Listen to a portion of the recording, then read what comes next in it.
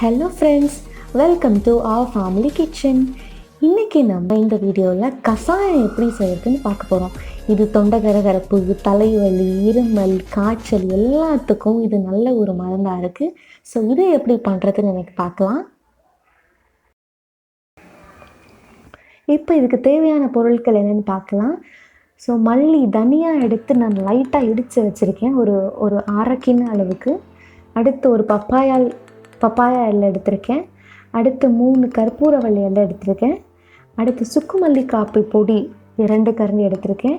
அப்புறம் மிளகுத்தூள் 1 கரண்டி எடுத்திருக்கேன். அப்புறம் இஞ்சி லைட்டாக இடித்து வச்சுருக்கேன், அதையும் சேர்த்துக்கோங்க.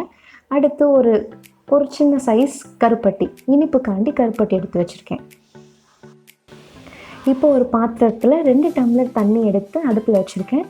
அதில் நம்ம இடித்து வச்சுருந்த மல்லி போட்டு நல்லா கொதிக்க வைங்க.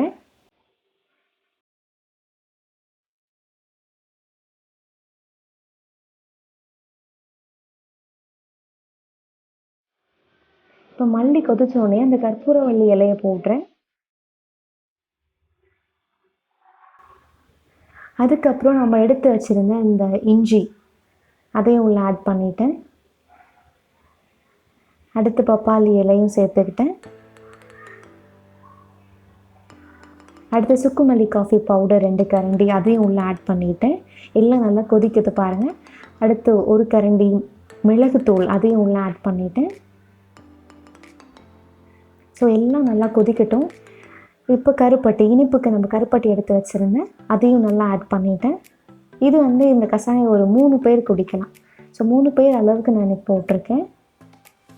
ஸோ எல்லாமே நம்ம எடுத்து வச்சுருந்த இன்க்ரீடியன்ட்ஸ் எல்லா பொருட்களும் உள்ளே போட்டு நல்லா கொதித்து வத்துற அளவுக்கு நம்ம வச்சுருக்கணும். அப்படின்னா தான் அந்த இஞ்சியோட எசன்ஸ், அந்த பப்பாளி இலை, கற்பூரவள்ளி எல்லாத்தோட எசன்ஸும் உள்ளே இறங்கி கஷாயம் நம்மளுக்கு நல்லா இருக்கும்.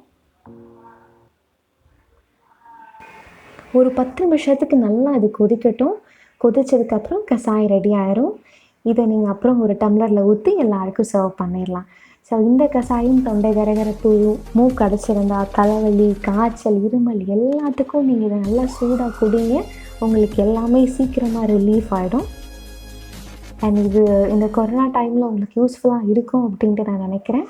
இதை நீங்கள் வீட்டில் செஞ்சு பார்த்துட்டு இந்த கஷாயத்தை குடிச்சு பாருங்கள், உங்களோட சளி எல்லாமே போயிடும். அண்ட் இந்த வீடியோ பிடிச்சிருந்துச்சுன்னா லைக் பண்ணுங்கள், ஷேர் பண்ணுங்கள் அண்ட் சப்ஸ்கிரைப் பண்ணுங்கள். தேங்க்ஸ் ஃபார் வாட்சிங்.